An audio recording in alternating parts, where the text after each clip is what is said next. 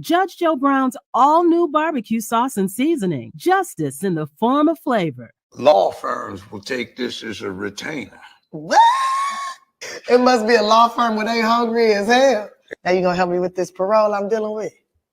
Judge Joe Brown's all-new barbecue sauce and seasoning. Justice in the form of flavor. With one taste of our premium blends of all-natural ingredients, herbs, and spices, you'll fall in love with meat all over again. Judge Joe Brown's all-natural barbecue sauce collection is made up of 2 zesty flavors, original and spicy. There's only one way to bring order back to barbecuing. Just add Judge Joe Brown's all-natural barbecue sauce and seasoning, and you be the judge.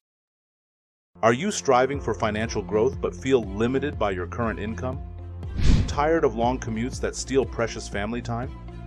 Concerned about rising bills? You're in the right place. The highestpaid.online's Black Friday sale offers a 25% discount on our VIP program with code November25.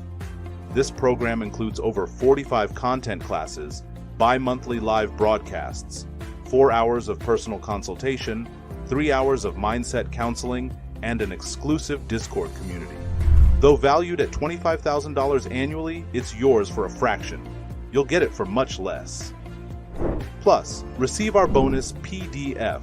Don't make the biggest investing mistake of your lifetime. We've partnered with Affirm and Afterpay for flexible payment options. Visit highestpaid.online and elevate your financial journey with our VIP program. The economic climate is shifting. Ensure you're prepared.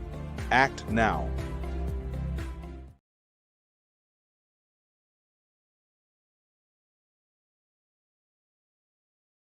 Let me unmute, honey, if I forget. Hi, welcome. Good evening. It's late show tonight. It's not my fault. It's the judge's fault. He has some community meeting. I don't know. I really don't care. But we are here because I was not trying to reschedule this. And it's okay. It's okay because we're here and we're going to talk about, of course, Sean Combs, aka Diddy, aka Puff Daddy, aka Love, Brother Love. His former girlfriend Cassie has filed a lawsuit against him for human trafficking, abuse, and the R word. Yes. And we do have a special guest tonight. I had to delay and push it back, so hopefully they're still available to come on.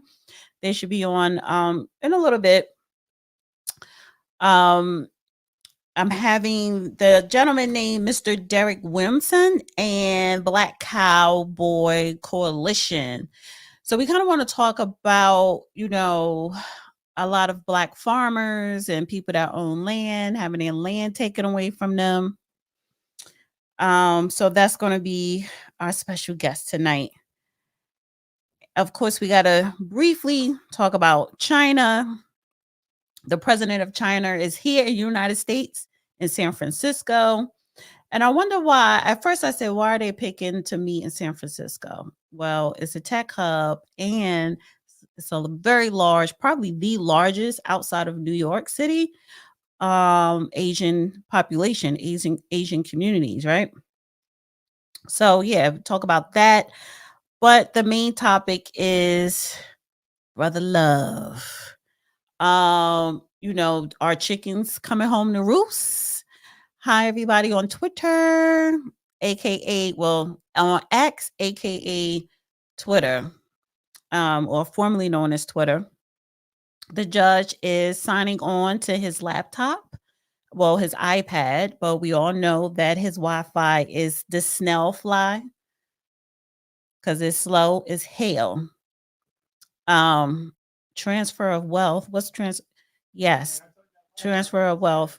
Yeah. Yeah. Transfer of wealth. Hearing 2 times your voice. What do you mean? We're hearing what? What are you talking?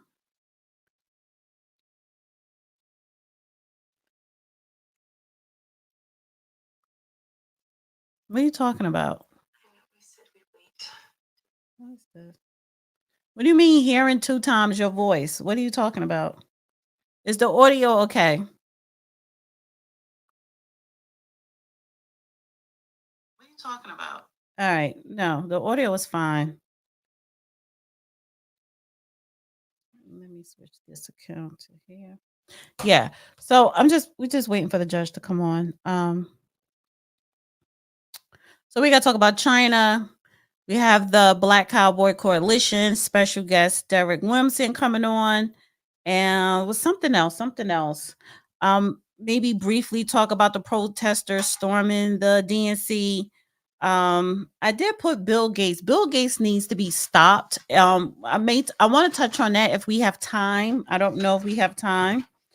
And of course, we know Judge Joe Brown was on Valuetainment. He was on Valuetainment Tuesday, the PBD podcast with Patrick David. Great interview. And so I don't know if you guys did not see it, go check it out. The clips are on Valuetainment and the full interview is on PBD podcast on YouTube. And did you guys know that the African warrior Hannibal? Well, Antoine Fuqua, the director, is turning it into a movie, and Denzel Washington is going to be playing Hannibal. I can't wait. And I was wondering, like, why don't they ever do a movie on Hannibal, right? And I think Antoine Fuqua is the perfect director to direct that movie. And also, I want to talk about Lyndon B. Johnson. I have an audio that I wanted to play of his as well. But guys, yes, the main topic tonight is brother love. I heard a little echo. There's no echo. There's no nothing. There's nothing. It's on your end because I just checked on mine. Now, there have been other accusations against him. And recently this year, he parted ways with Diego Spirits. That was the liquor company or corporation that was carrying his liquor brand, Deleon and Ciroc. Because Brother Love, Diddy, Sean Combs was accusing them of racism, lack of diversity. And they're like, okay, how about we just part ways? So, I mean, is the hammer coming down on Sean Combs? Is he the next one that's being lined up and put in front of the firing squad? Along, Bill Cosby, he's been in and out of court going on over 5 years, probably 10 years. His money is long though. Way longer than I think Sean Combs. Who else? L.A. Reid. He was accused of sexual misconduct recently. Steven Tyler of Aerosmith. Now, all of these are accusations coming from Cassie, accusing Sean Combs, L.A. Reid being accused, Steven from Aerosmith. These accusations are coming on the heels of the New York State Adult Survivors Act. And that is set to expire November 23rd of this year. Yeah, Russell Simmons, but he kind of been dragged already. But so yeah.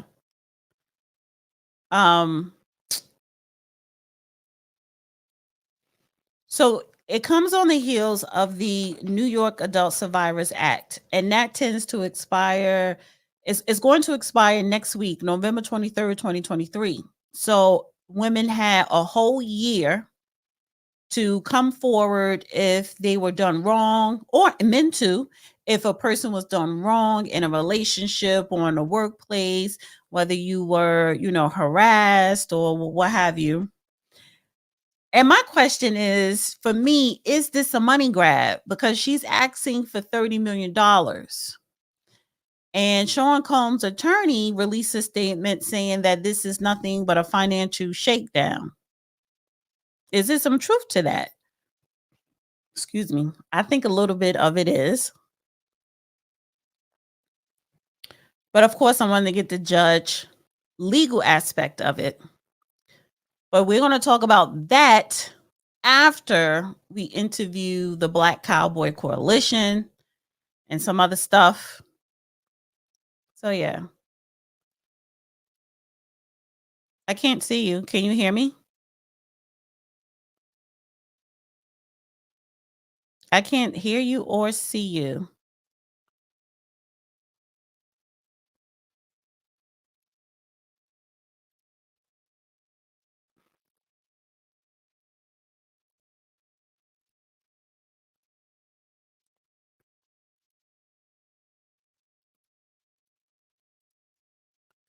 What is going on with your thing? I can't hear you. I can't see you. It's black and I can't hear you. So you may want to go out and come back in. You might want to go out and come back in.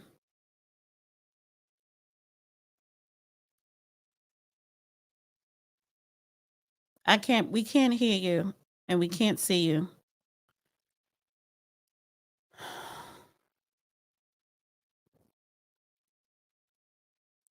Defamation countersuit.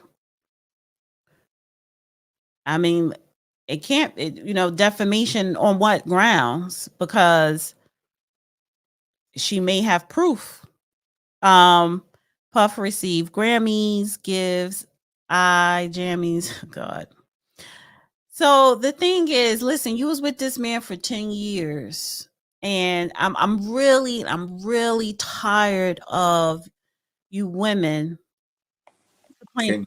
Okay, I can see you and hear you now. Yeah. I don't know what it was earlier. So I invited, we have some guests coming up in about 10 minutes.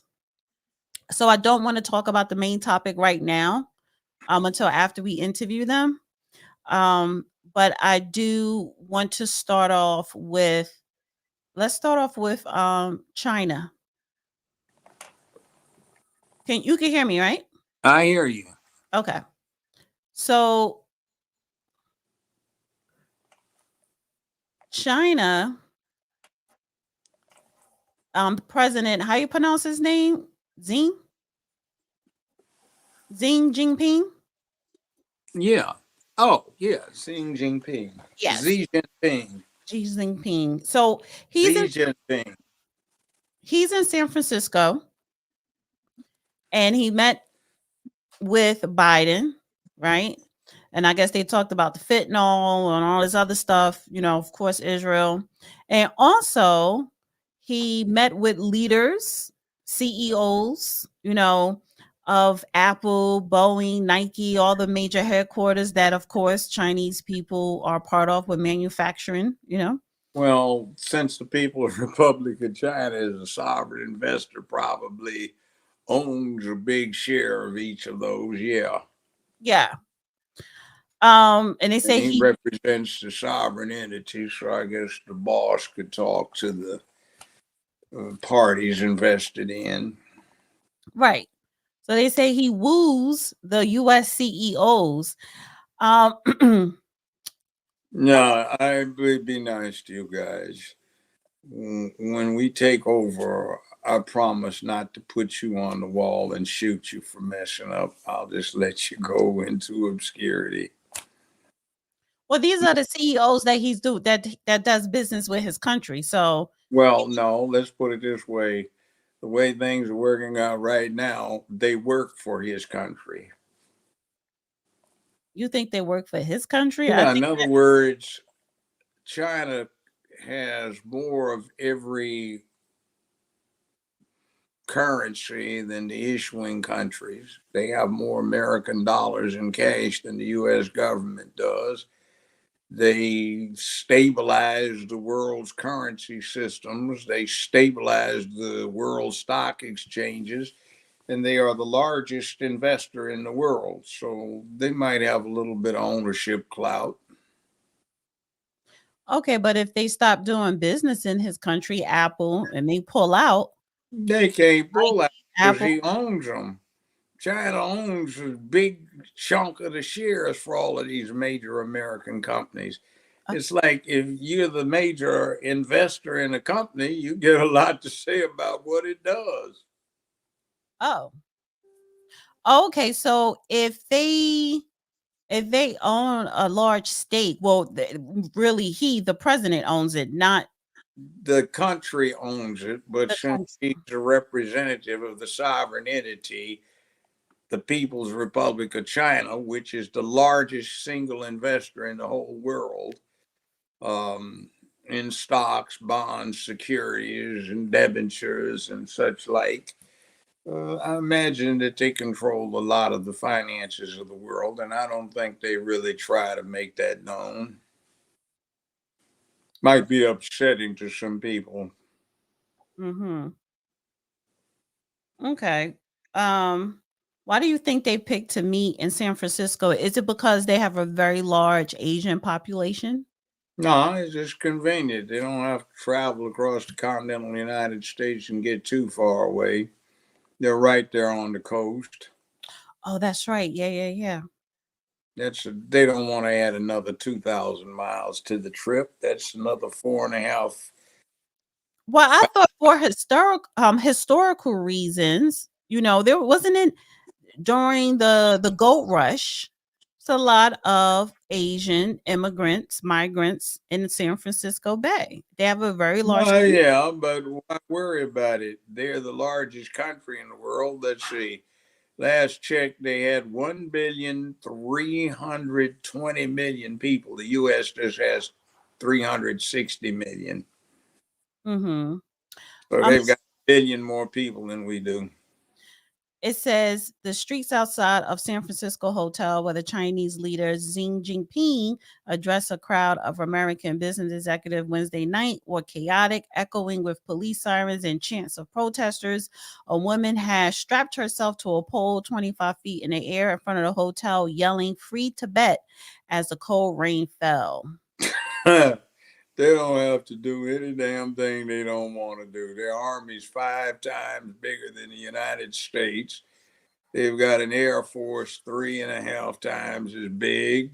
They have 80% of the world's manufacturing capacity. They control and stabilize all of the world's currencies.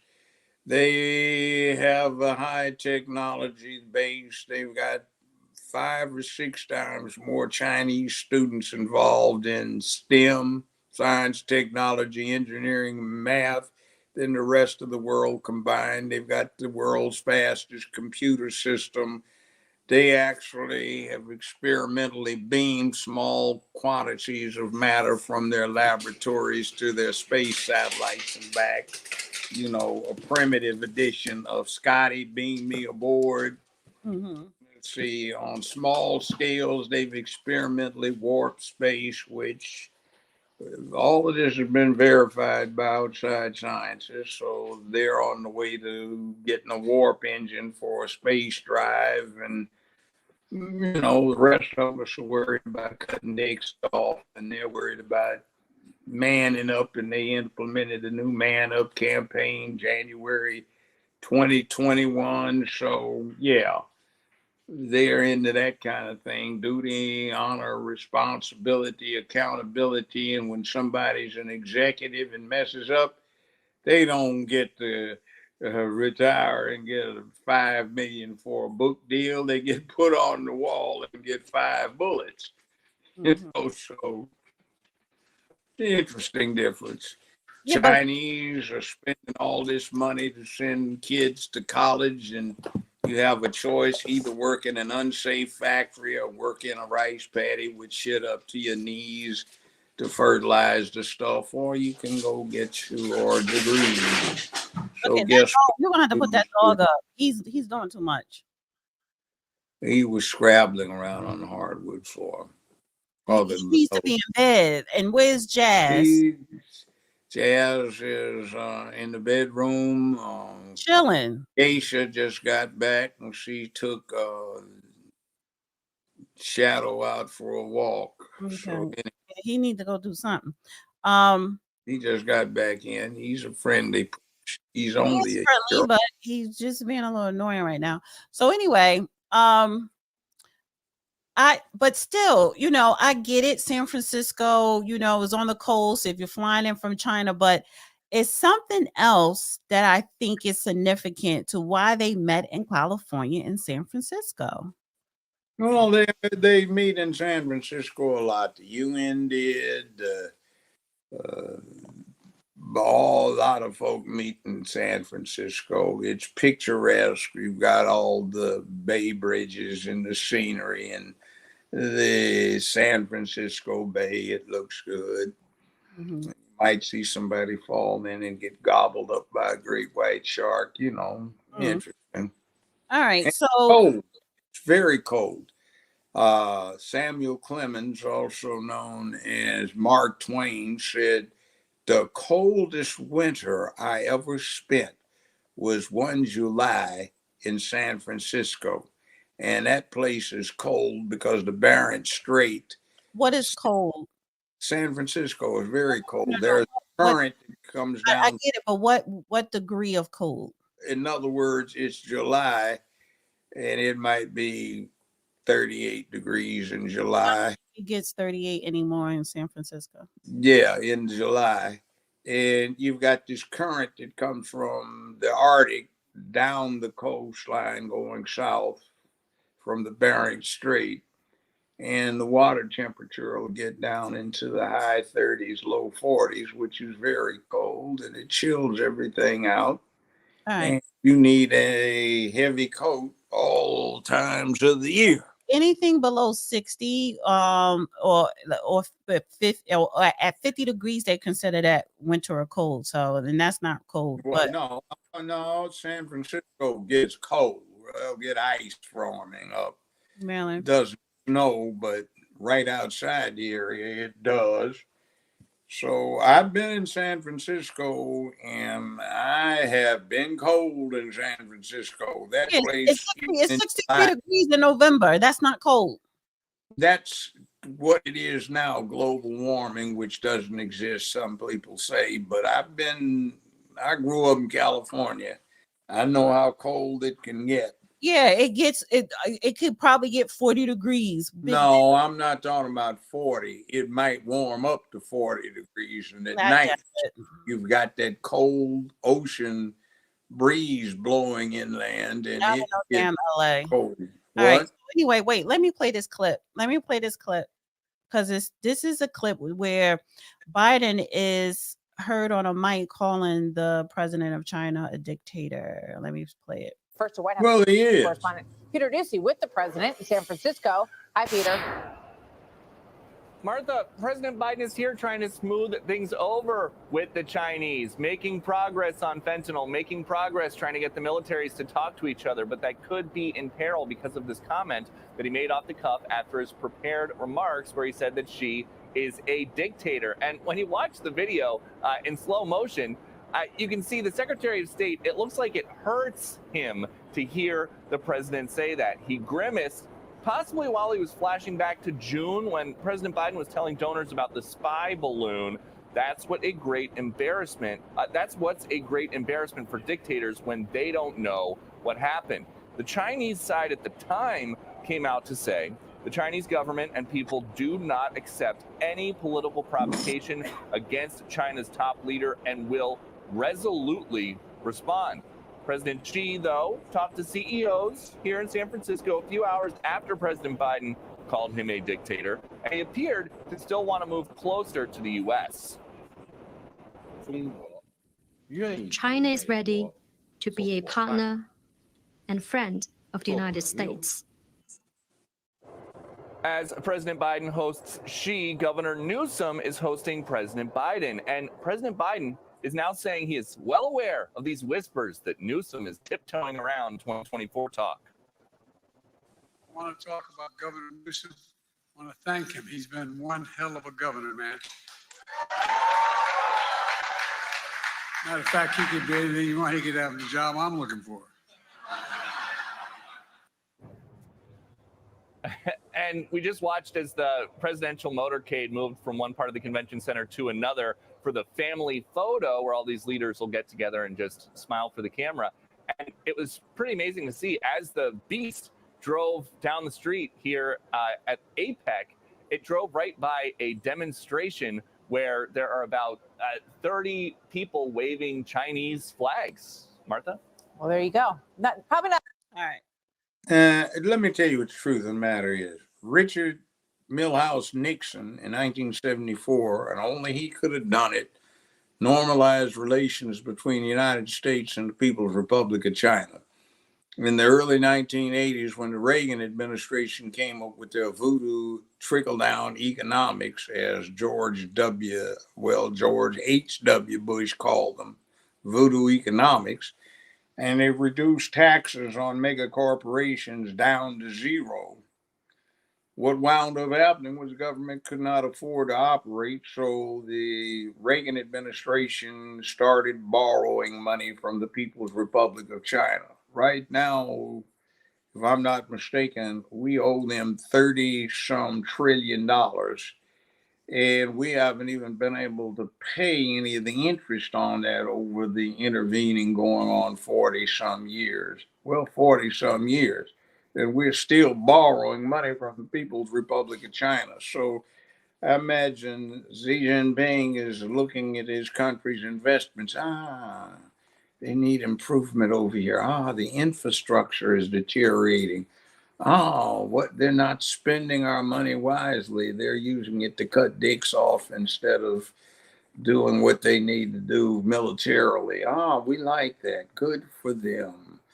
And yeah, so we find them to be our largest creditor, and we can't pay them because our national gross income is somewhere on average about $19 trillion a year, and we owe them 30-some trillion. So they kind of have us where they can grin at us. And that thing about 80% of the manufacturing capacity. Now, some people say, the Japanese designed the thing. Well, it doesn't make any difference. If you order an iPhone and you ask for it to be tracked, as it's being shipped to you, you will see it makes 2 stops inside mainland China before it starts across the Pacific Ocean to wind up in San Francisco or Los Angeles before it's shipped to you. So they make iPhones and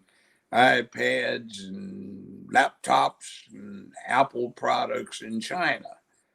So while we whoopee, go take a look in your kitchen drawer and see if you can find anything that doesn't say made in China. Right. They make the good stuff. They make the steel these days along with India, not us. That's why we have rust belts. It's where there used to be steel factories. So guess who's going to prevail? We are sissied way up, emasculated. We have no drive, no principle. We're stuck on stupid trying to make LGBTQIA plus the cult, the official national religion of dissipation. And they are firming stuff up. Man up, let's get it together. We're going to work harder so we can prevail. And I guarantee you that by the turn of this century and the next one coming up, the international language is probably going to be Mandarin Chinese, not Americanized English. All right. Well, all right. I see our guests. I want to bring them up. Hi, Miss Giselle. You can unmute. Unmute. Hey guys, can y'all hear me? I'm so sorry I couldn't get the button done. Hey Judge. Hi there. Hey Zana. Hey, so you were on before with Miss Brooks. We was talking about her case and her situation. Well, her situation that happened in Baltimore. And now today we're going to be talking to Derek Williamson. I see him down there. I'm about to bring him up along with Aisha McElroy. Did I say her name right? Aisha. Yep, Aisha. It's Aisha. Aisha. And I'm about to bring them up. They're from she's from the Black Cowboy Coalition, and but we're here to talk about Derek Williamson's story. And this is Derek. Hi. Yep, thank you, Dana. And that is Derek coming up. We really do appreciate you guys for extending your platform for this. Yes. Okay, so I guess he stepped away from. Hi. It's okay. Asia. Aisha. Asia. Aisha. Aisha. Aisha. Or you can say Aisha. You remember the song? Aisha. Yeah, I was gonna say Aisha, but Aisha. Either one. I want to. Where's your hat? You said where's the hat? My cowgirl hat. Yeah. Oh no, see, we switch it up. We new millennium cowgirls and cowboys. So sometimes we do the hat, sometimes we don't. And I saw your picture. I was like, I want that hat. I love that hat. Okay. And I was like, which one? The peach hat? Was it that peach hat? No. It was a cowboy. It was because there was I had a custom made peach hat. Okay, it was under the about section, when it says our team, and that hat you had on. Okay, that hat. Okay, that one. I was just gonna shout out a black. I'll be right back. Don't go anywhere. Okay. And this is Derek, Mr. Derek Williamson. How are you? Can you hear us? Oh no, I can't. Okay, maybe you should take I did say headphones, but take the headphones. If you can't, maybe you need to connect the audio to them. If not, just take the headphones out. It might be his browser. Oh, it could be. Can you hear us? You sound okay. Yeah, you sound. We can't really hear you. Take the headphones out. It may be a browser.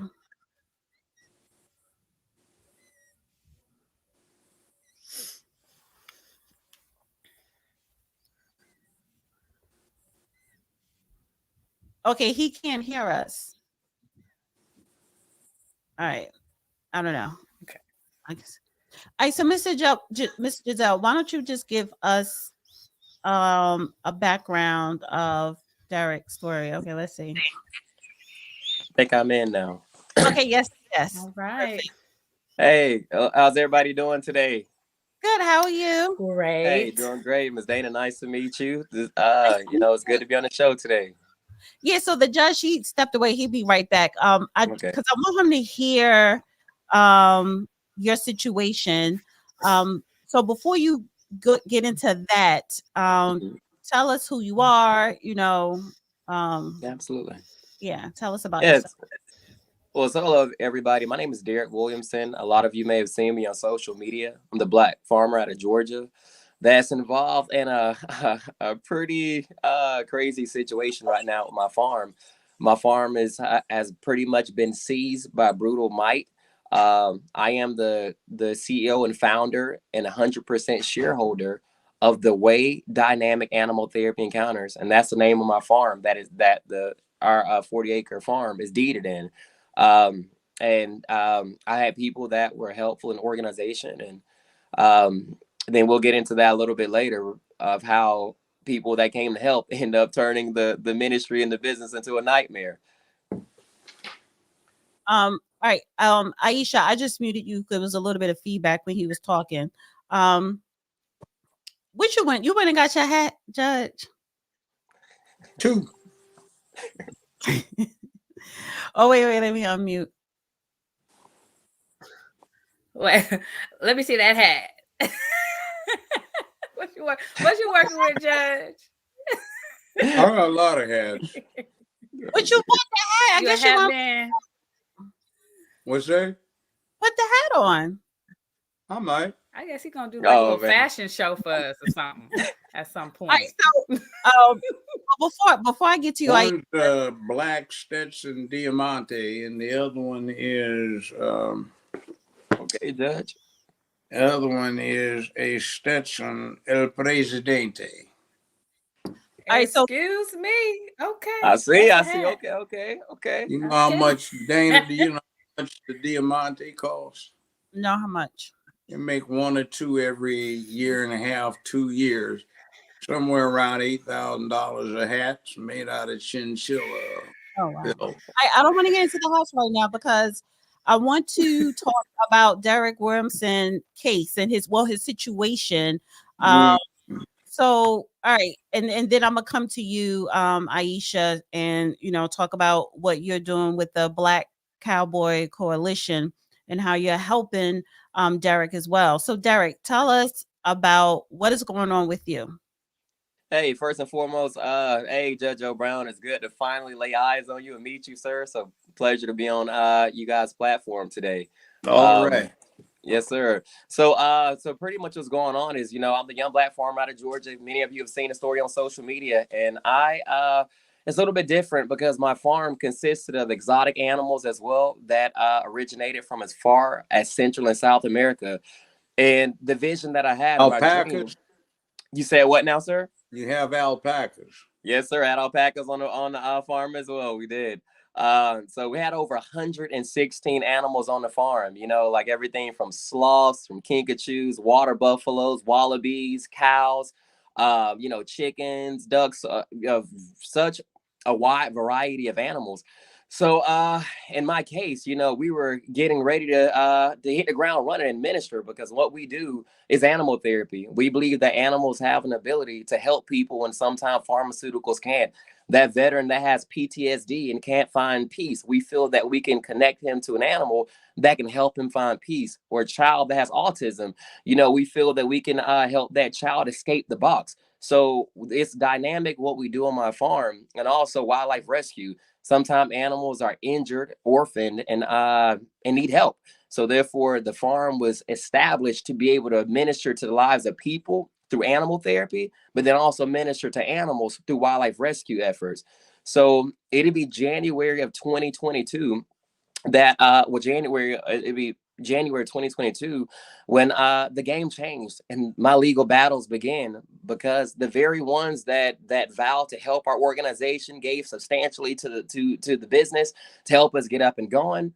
This family decided in January of 22, for whatever reason, to begin to change the game up, and they gave a substantial amount of money to the ministry. But it was clear at the closing table who owns all of the property, everything belongs to the ministry. I am the 100% shareholder of the company.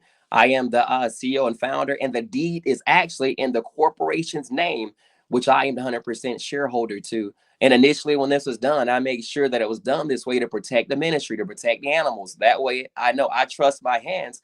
You can't trust everybody. And as you've seen from my story, potentially, I've had a lot of animals stolen, animals slaughtered in this case. And it's just really complex. And that's why I'm thankful for Aisha, the Black Cowboy Coalition director, who has came and tried to make a very complicated case and has broken it down so that people can understand it. Because people have been aware that I have been removed from my land almost 2 years now. A chief magistrate court judge found me guilty of assaulting 2 white women in my home that were a complete lie, fabrication, and lie in every sense of the way. I never put my hands on anybody. There was a video to prove that. But a chief magistrate court judge issued an order. I tried to get her What county was in Georgia? This is out of Georgia, yes, sir, in Morgan County, Georgia. Wasn't a chief. Go ahead. Yes, sir. So the chief magistrate court judge, I called the police several times to try to help me. There was animal thefts. My animals were being stolen. Company property was being stolen, and I made several police reports. I kept on calling the department, but the department would not acknowledge my ownership of the entire property, the animals, and thereof. I went before the judge because I was assaulted. Actually left my property in an ambulance where I got soft tissue injuries that day. And went to court, took all the documents to court, took the deed of the property, took everything that was there. And for whatever reason, that day when the judge saw me, she decided to believe a made up story that I saw. Wait. If you were being charged with assault on 2 white women, why did you need all of the ownership documentation to the chattel property? So it was actually a stay away bond. So it was drafted up and put and filed as a stay away order. The state filed it on my behalf. Wait a minute. Stay away order from what? Trying to get from my home. It was a stay away order that someone had to leave my home, had to leave the residence, either myself or the part or those parties. Who was making claim to the residence? So it's the Hardy family, and the Hardy family are the ones So that who are Janet these Hardy. two women in relationship to the Hardy family? One is the mother, so one is the mother and one is the daughter. And then the father as well got into the picture in court that day too. He's the one that assaulted me. There's So a video. in other words, what really happens is they're trying to deal with an FED, forcible entry and detainer, and also replevin action relative to the animals, and they were claiming that they had a lien against the animals. Well, no, sir, not against the animals. I know that litigation had been filed for the deed of my property, though. So litigation, we were in active litigation, and So let me ask you a question. Were they claiming that there had been a default on repayment of any loans or anything that were outstanding, or what? no, sir. No, sir. There was no documentation or any. The company doesn't owe No, I'm just anybody. talking about what their claim was. What were they The claiming? claim is that the deed needs to be ripped. Her husband came back into the picture and said that it was marital estate, and in order to use a divorce case as a ploy to maneuver around legally to take the land from my company. Did you have an attorney representing your interest? I do. I had a civil defense attorney representing me through this. And the judges, one thing about my case that's interesting, despite having the deed of the property, being 100% shareholder and so forth, the judge herself, she's had to recuse herself since this is all went public, but she removed me from my property initially as the CEO of the company and the shareholder and the deed holder. She kicked me off the land and left the animals. Some of the animals are still up on the land, and allowed me to only come to the property to take care of the animals. So once I received a Superior Court ruling, so this case, there's a verdict on it already. I received in Rockdale County, I received the Superior Court ruling that I was under a list penance for a year with the company. The company was frozen. Wait. What kind of judgment did they take against you? They took out, they added me as a third party in a divorce case, in a deed for a deed set aside in like 1.5 million. That the parties that contracted with you had no authority to do that because the property was encumbered by the interest of the estranged husband. Is that what you're saying? No, sir. The wife ended up inheriting a substantial amount of money, and we actually took out the mortgage. There was the mortgage of the property, the debt together, but it was a substantial amount of money that was given as a gift to the organization to close the deed on the property. The ex-husband of the estranged husband is saying she had no authority to donate that money to the organization that you were operating. Is that basically what yes, sir, and pretty much. And the thing is, he actually signed off, and he actually signed off on all of on the funds, and he knew about it. So now he's filing these complaints and filing all these orders. They're teamed up as a family now to begin to take the deed from the company. And he actually ended up having to sign over legal documentation that he signed over all those funds as well. So there's a signature of consent as well from him. So his claims, all of that, but was there an innocent purchaser for value type situation going on here? Hey, come again, Judge. I'm sorry. Okay. Innocent purchaser for value. In other words, the acquisition was for something close to actual market value. So yes, sir. So what happened was Janet Hardy said God told her to bless the organization, bless the ministry with this gift. Well, now I'm not interested in that. Neither is the law of the state. But fair enough. What's going on is she donated this to your organization. Is that That is right? correct. Yes, that is correct. And the gravamen of the situation is that the estranged husband said it wasn't hers to donate. So what he wanted was for the court to rescind the agreement she inappropriately made with you, according to him. Is that what it is? Yes, sir. Pretty much. Pretty much that's it. So And they lost that right case. Now, is this thing on appeal? Well, sir, they lost that case in Rockdale County. The judge removed the company from that divorce and found us as 100% owners of the property and said that didn't have grounds, and he dismissed everything accordingly after a year. So being kicked off my land, I took that Superior Court ruling to the chief magistrate court judge that's been keeping me off the land. And when I took that ruling to evict all these parties off the land, then the judge denied me the eviction. And in fact, for the So eviction in and other evict the words, you Hardys. got a superior court judge who has issued an order, and you have a magistrate on a lower court who is disregarding the order that's been entered Absolutely. into that order. Absolutely. So where is it now? On appeal? So no, sir. So right now that case been won. There's been new filings. They've left Rockdale County and now bought everything into Morgan County, which is a physical location of my farm. So I have a case. The only pending case right now is Janet Hardy has now filed for the deed set aside recently. And also I have not been served yet, but I believe Jay Hardy has also filed I documentation don't for my deed as know. well. I can't remember all of that. Just tell me the Mhm. wife, daughter.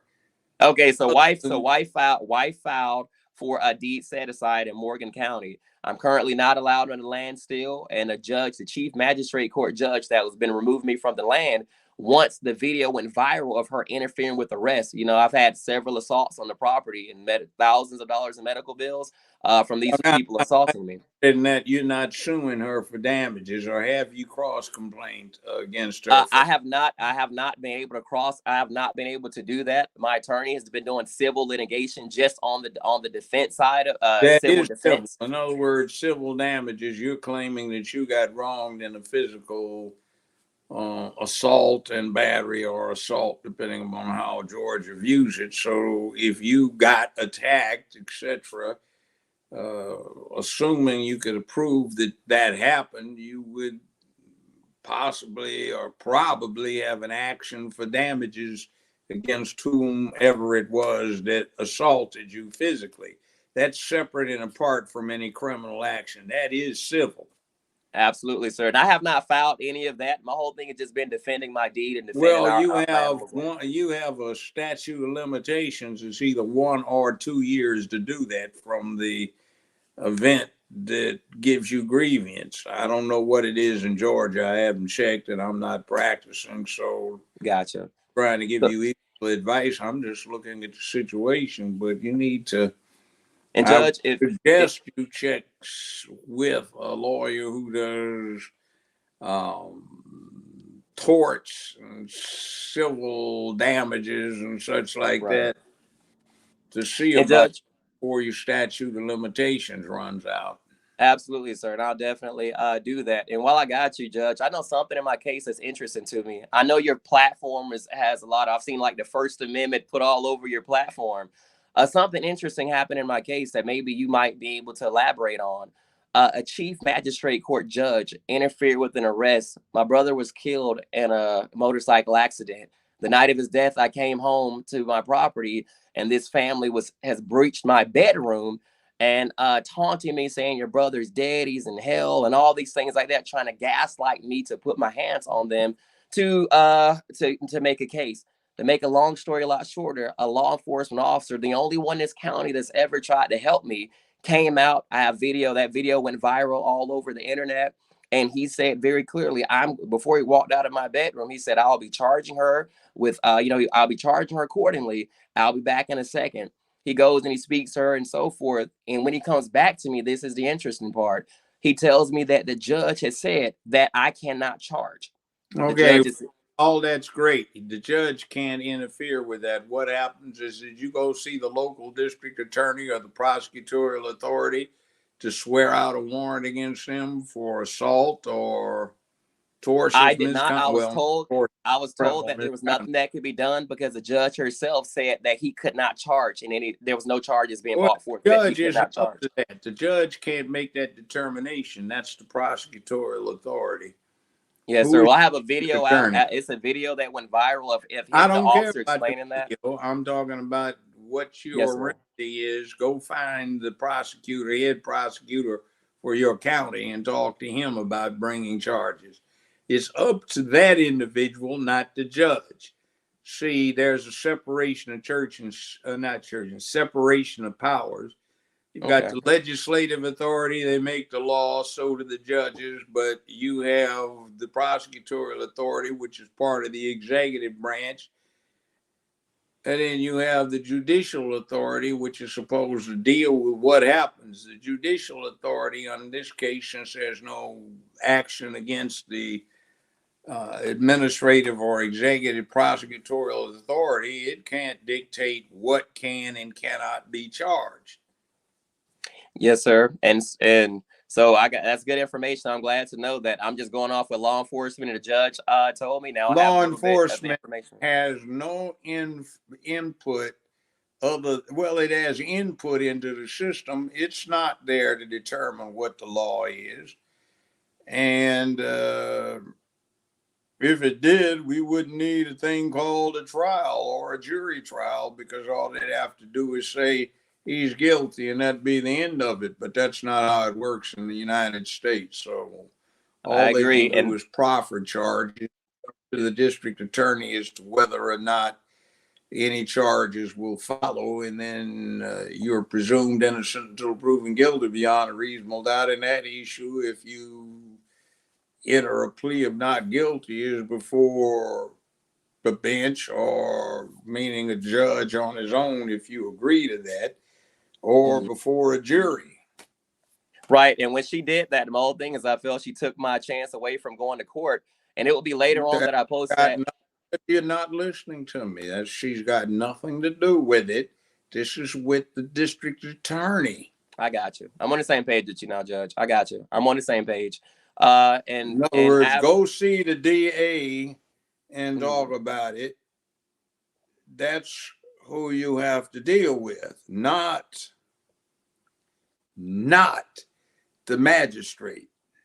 The magistrate may indicate she's not going to approve a warrant, but there might be another one.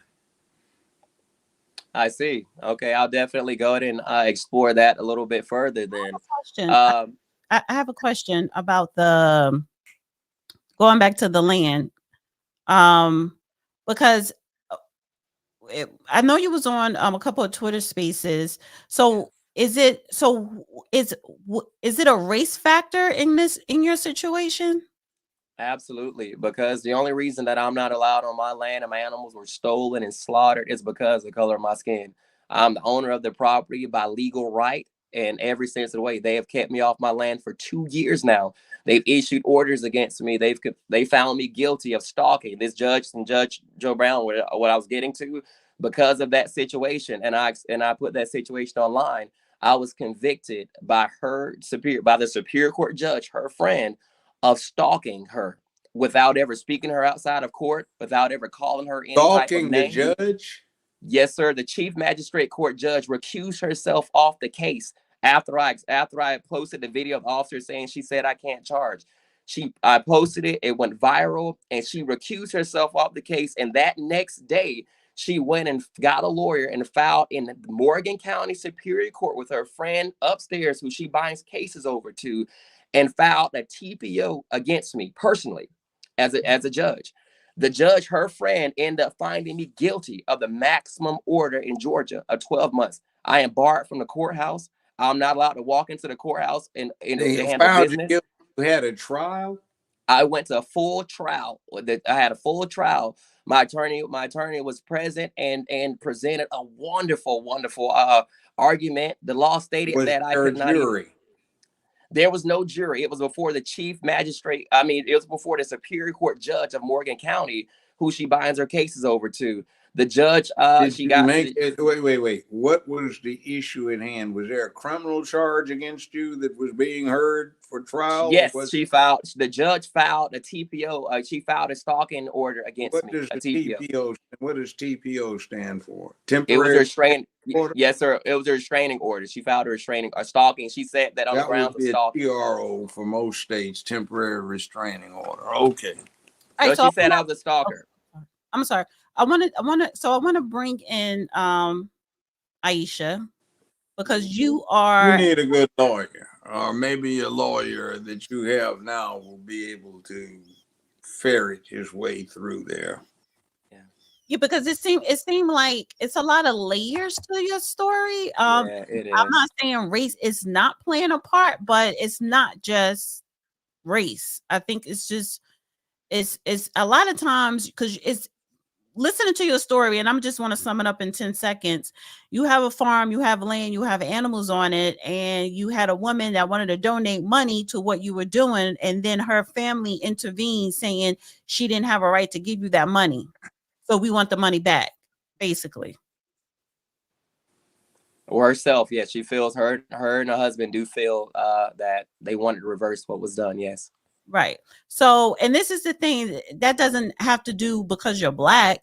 A lot of times, depending on how much she donated, other family members probably wanted that money from themselves. So, Well, ma'am, with with all due respect, I do feel from a judicial standpoint, when the judge would refuse to honor constitutional law to remove me and to not honor a deed, not honor Superior Court ruling, for a police officer not to hear my voice because of my age and the way I look, I do feel from a judicial standpoint. I mean, there are other variables involved on the personal standpoint with her and her family potentially. But as far as the judicial system, I was entitled to a fair judge and due process the right way. Right.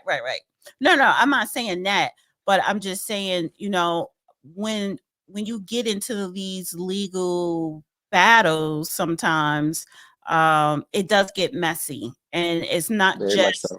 right. And take your race out of it, it's still going to be messy. Maybe the race part comes into. I understand what you're saying, ma'am. I'm not always the best articulator at this stuff. No. I think you're explaining. I'm not always the best. I had to become a public speaker overnight, and I believe that there's details. I think Isha's going to do a better job at articulating it better. I'm not a public speaker. I'm having to get on these platforms and try the best I can to represent myself and my organization. You're explaining it perfectly well. I don't, you're explaining it, but it's not a cut and dry case. You know what I'm saying? So I think you are explaining it great. It's not cut and dry, even though it's like, yeah, you could sum it up, but it's a whole bunch of elements that's going on with your case. But I want to bring in Aisha because you were helping with his situation. So can you tell us what you're doing? So, hi, everybody. And thank you so much for having me on the show today. I'm very honored to be here. So my name is Aisha McElroy. I'm the executive director of the Black Cowboy Coalition. And we're a nonprofit, a 501c3 nonprofit. And what we do is we focus on educational programs, innovative educational programs around agriculture, horsemanship, also leadership and mentoring, and community engagement. And this is more of our community engagement. We do different forms of community engagement through social media and through in-person engagements. And when I saw Derek's story months ago, and I commented on it. I couldn't believe it. I was, just like everybody else, shocked. And then it came up on my feed again, later. I'm like, is this still going on? So I just, on a whim, I reached out to see if he was still going through it. And because, we assume so much being on social media and seeing something go viral. Oh, he has millions of views. He must be doing well. It's a bad assumption. So I reached out to him to see, how everything was going. And he told me that he was still in a pretty bad spot. And so what I wanted to do is to help get his story out. And because I have a very, I would say a very more focused network that's focused around farmers, ranchers, cowboys, and everything in between. So those are the more of the people that will really be concerned with this, because they have a vested interest, being that they are also landowners. And I also had a vested interest, being that my great grandfather, who was based out of Beaumont, Texas, shot a white man back in the 1920s because they were stealing livestock off his land. And so they were doing that in Black communities. And he eventually had to flee from his community because the KKK eventually came after him. So when I saw this story, it just really hit home to me. And I was just like, okay, look, no more. No more. We have to at least come together as a community and help this man. And the big thing that I don't like, because I have a background in technology. Yeah, I'm a cowgirl. I've been writing since I was young. But, my background is in IT. And, I look at social networks and what's trending. And I look at little nerdy stuff. And I pay attention to how people look at things now. They're so detached from reality. Everything is virtual reality now. They see something, they have a short-term memory. Oh my God, this is trending. Oh my God, this is so crazy. And then Iraq, you know, and then this, you know, school shooting, and then it's like boom, boom, boom. And I'm just like, no, let's focus it back. We have somebody in our community that needs help, like right now, real time. Yeah, this is really interesting. This is really like in entertainment. You know, a lot of people are seeing this as, oh my God, this is great entertainment. But I'm like, no, but this is really somebody's life. Like, this is real life. You know, we're not just piecing this together. This is real life. So I wanted to bring in the community to see how we could really help to get his story out. I was just so shocked that no major news media picked this up. I didn't hear any celebrities. I just was so shocked, you know, because this was such. Well, why would they pick it up? Why would they pick it up? Because it's hundreds of cases, you know, that's happening every day. No, this is very I'm sorry to cut you off. No. Go ahead. It's to me, it's very unique. He's a 28-year-old black man. He is not just a regular farmer who deals with cattle. He has he has camels and buffalo, and he does therapy with them. You see him speaking in sign language to his animals. That's very rare in our community. And to have a black man in the wildlife industry is very rare. And the fact that he's 28 years old, he's a young man, and he's fighting for his land.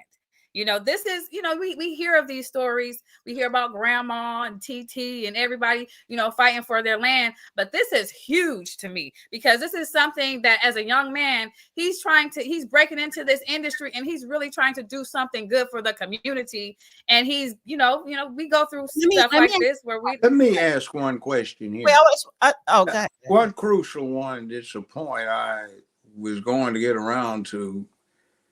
Did the churches, the incorporated church, did it put any money up to acquire these chattels and this property? No, the incorporated church did not. So this was a gift to the church? No, it was a gift to my company. I call it ministry. We do. Okay, well, it was a gift by these two ladies to the ministry. That's what you're saying? It was a gift from one lady to one ministry, yes. So one S Corp. I'm an S corporation. So in other words, what the estranged husband was doing was intervening to revoke the gift. Yes, sir. Pretty much. Okay. And he alleged, did he not, that she wasn't competent to do what she did? No, sir. He hasn't put that out there yet. Okay. He was just simply saying she had no authority or power under the marital compact to do what she did and divest the married couple who were still married at the time of these properties or the monies, etc., for the chattel as well. Okay, I got you. All right. Okay. Let me just say one more thing. Because it's a whole lot of details that you laid out in the beginning. I think to also just sum it all up, that's basically what you could say. You own land, you own, you know, these animals, and tell people what you do. You had a woman come in and wanted to donate to your organization, and it was, I guess, the husband or ex-husband that intervened, wanted to take it back, and then that's when the legal proceedings started to happen and everything that follows with that. And it's like, yeah, you do need good representation. And I want to go back to you, Aisha. It is a lot of times nowadays with social media, with mainstream media, it is good to have some type of media attention on special cases like this. Because, yeah, he's not owning land to farm it, but he also have animals to where, like you said, therapy, sign language. But that is unique because Black people don't do that. I don't know if this is in a Black community. Maybe it's in a majority white community. I will ask all people to come in and support him, not just Black people, but just to say what, you know, when you brought up no celebrities or no people of any real notoriety was shining a light on it, because Black people don't do stuff like that. So you see, it's something that we don't. Well, you're muted. Unmute. Sorry. Some do. I'm gonna shout out Rick Ross if he's watching. Rick Ross definitely does. if he wants to step in and intervene and share the story. What did But you yeah, there are few and far between, like Jamie Foxx.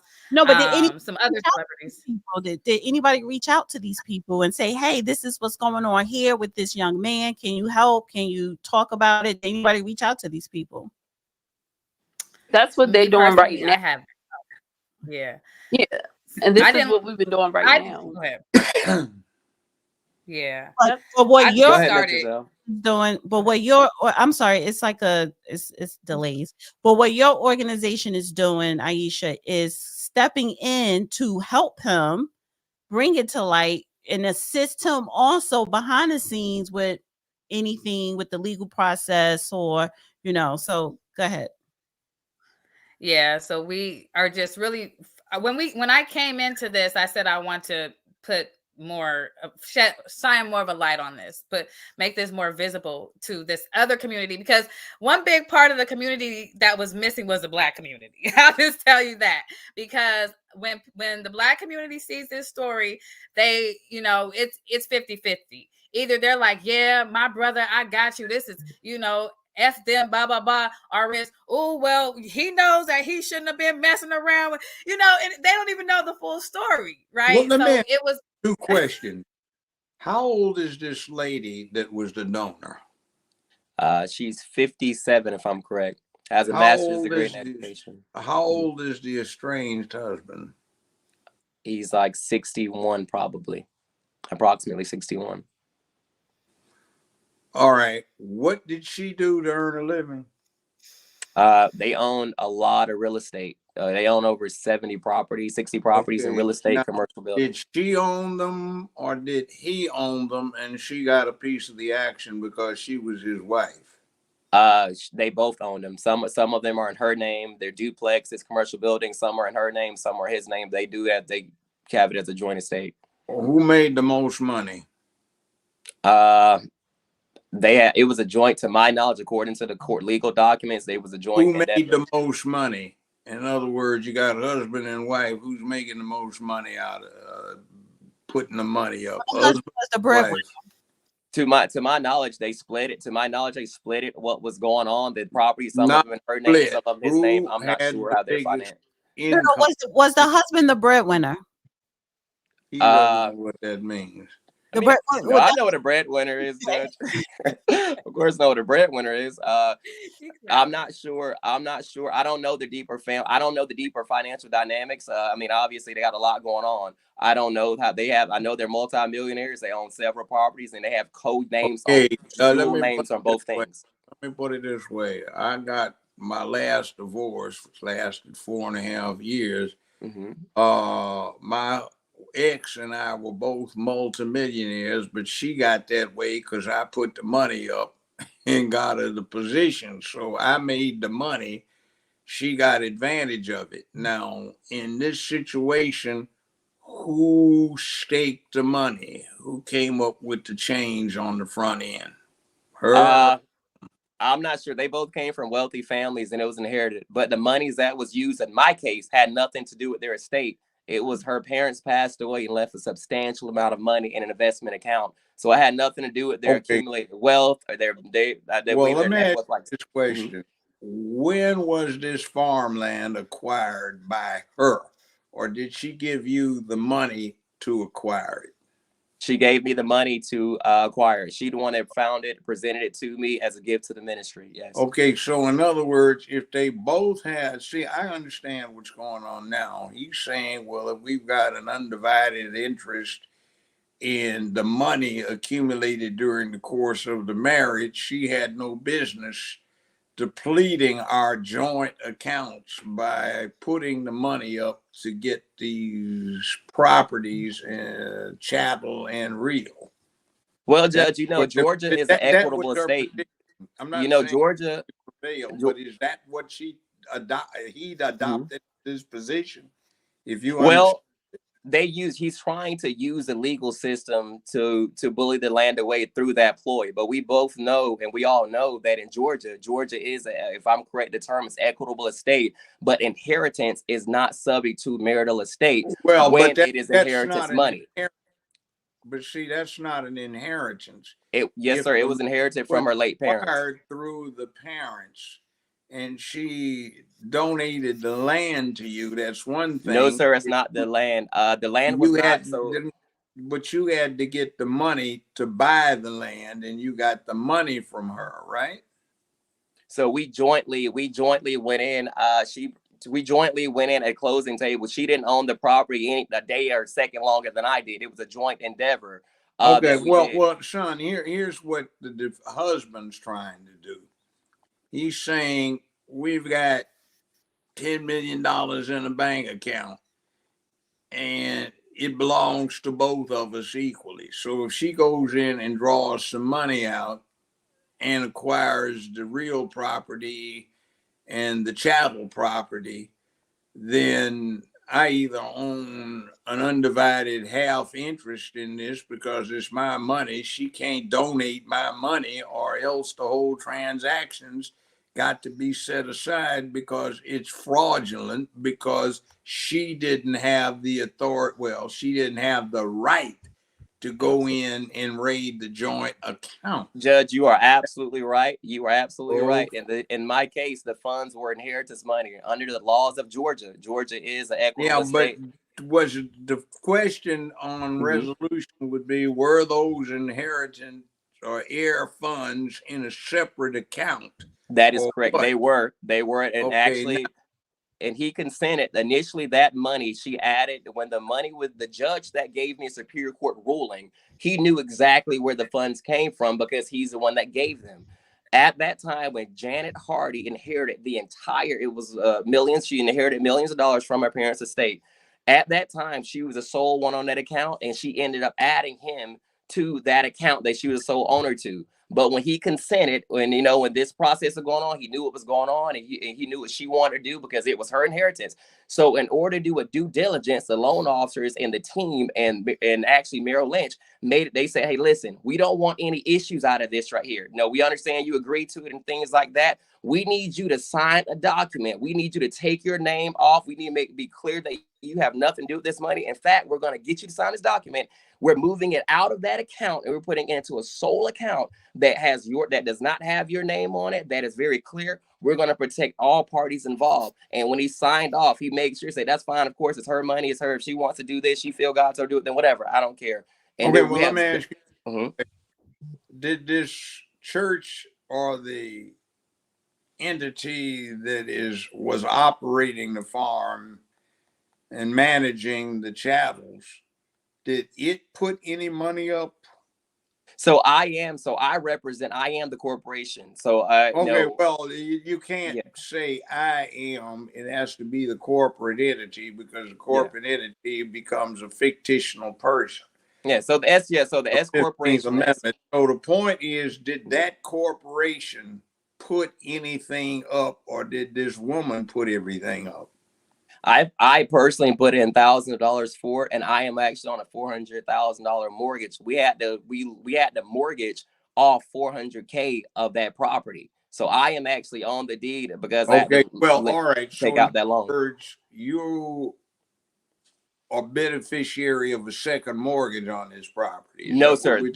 No, sir. Initially, when we sat at the closing table, we closed on this deed together at the closing table as joint tenants in common. But I told her we cannot do this unless the ownership goes to the company, because the ministry owns this. I've been burned in the past in business by another zoological facility, and we have to be clear on whose ownership it is. So I told her at that moment, the lawyers have to transfer the deed into the company's name at the closing table before we get up from the closing table. And that's what happened. Did the magistrate order a sale of this property?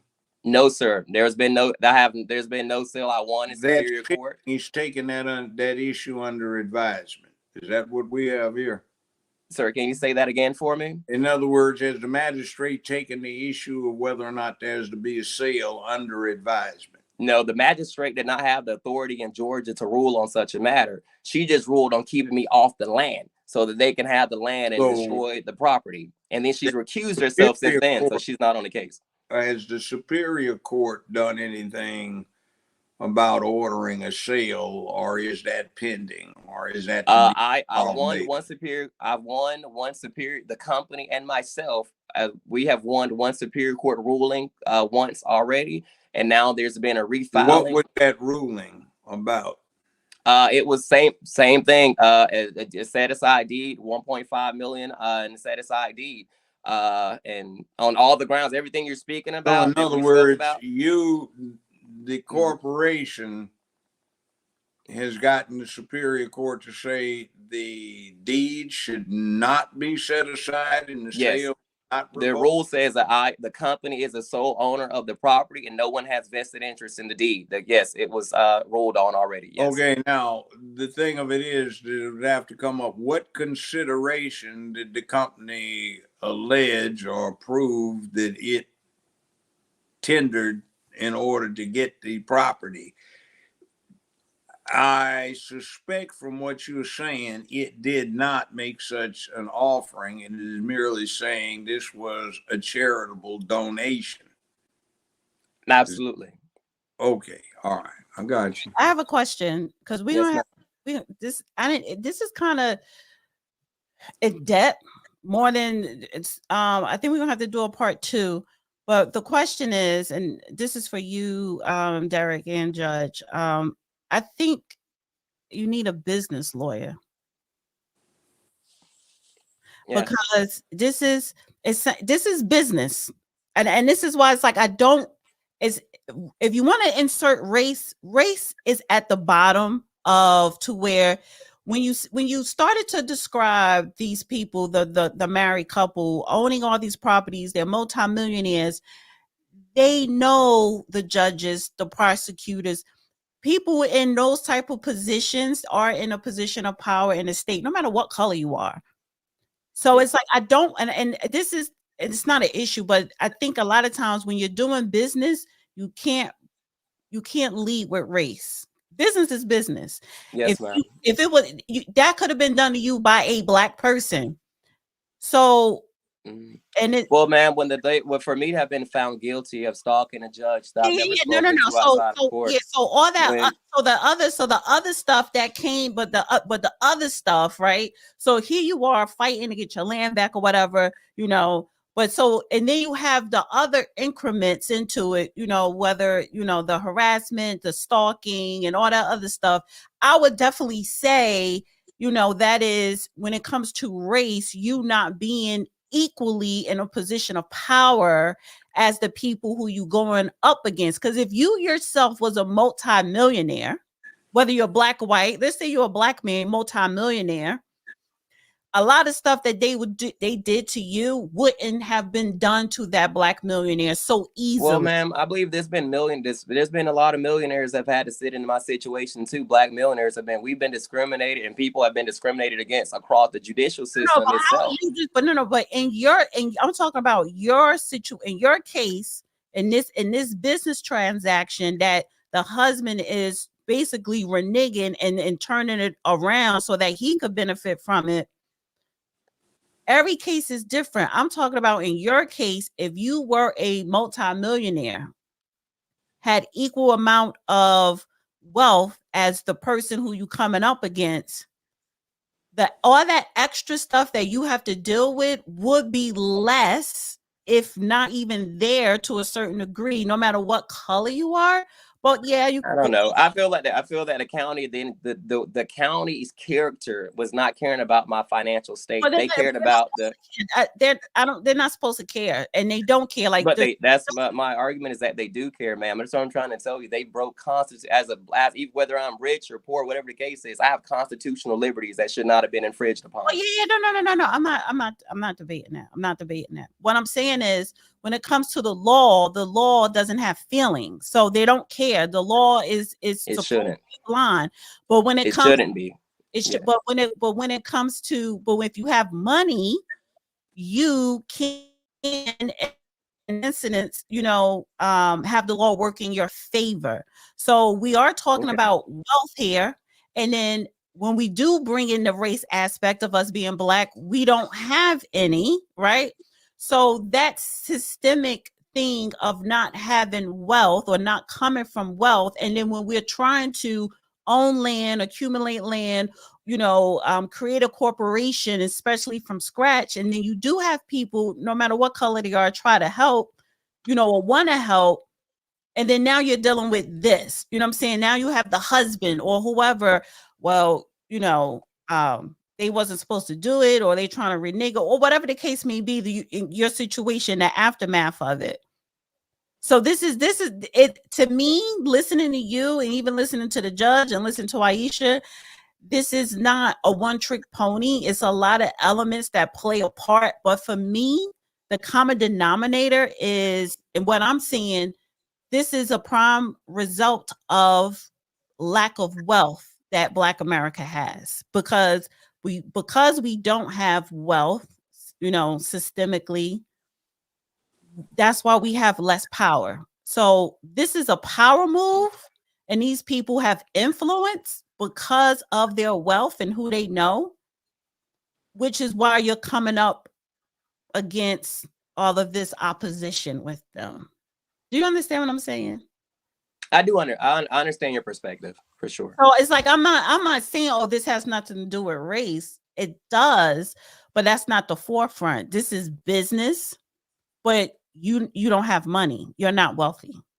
So, but you're a businessman. You have your paperwork, but you have your paperwork going up against someone who has influence in the county, in the state, in that city. Well, ma'am, I thought that it should have been the framework was supposed to protect. The law should be for the law. When the law is clear when you do things right in order. For them to have maneuvered accordingly, I believe they broke constitutional laws, many of them, to do this. At the end of the day, I disagree. And I feel like, at the end of the day, I feel if I look different, I don't think we would be having this conversation at the end of the day. I truly believe that. This is what I'm saying. If you look different, your socioeconomic status would be different. But if you were a poor white man, they would have did the same thing. They just, maybe you wouldn't have been harassed, or that other, the other stuff stuff probably wouldn't have happened. But the business aspect of it, of what, the husband came in and tried to do, yeah, they if you were a poor white man, they still would have did the same thing to you, but it wouldn't have been all that extra shit that came along with it. But again, that's what I understand. I understand your perspective. But this is the thing. So I don't know. We're gonna have to do a part 2, because I wanted to give you something, Dana. Mm-hmm.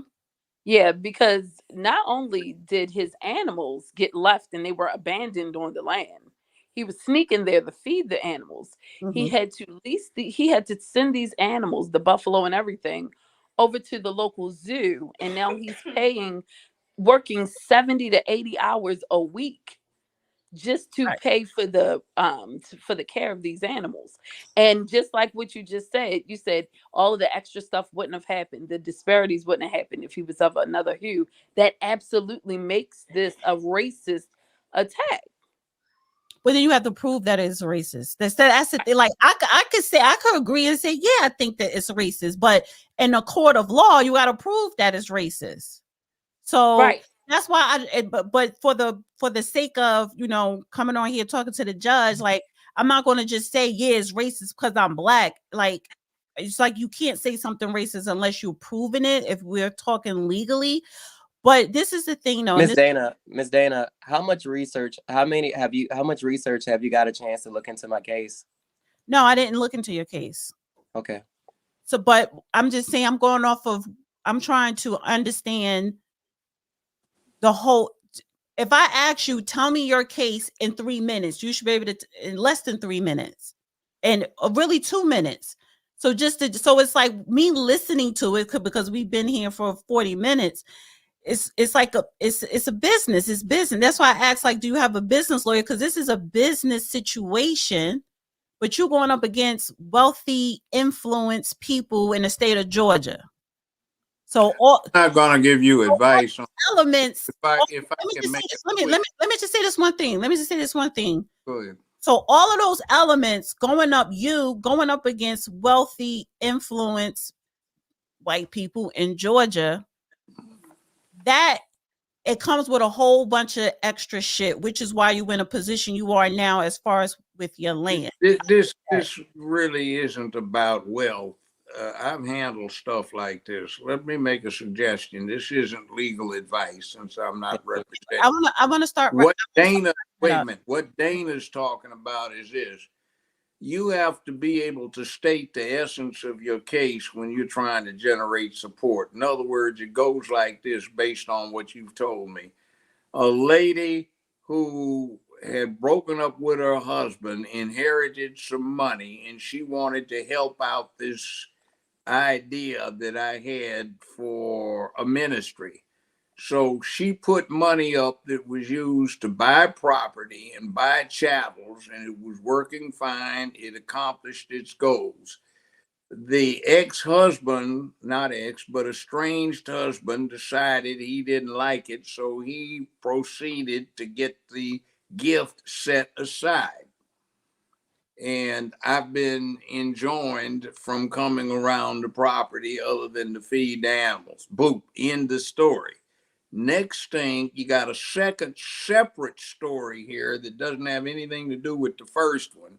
I'm also, as a result of this and the interactions with this magistrate, charged with having stalked her, the magistrate. That's being resolved.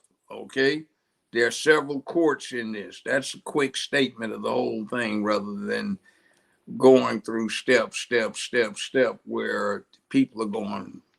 Right. It's like we're trying to put the pieces together to where what he just said to you just now, that's all you got to say.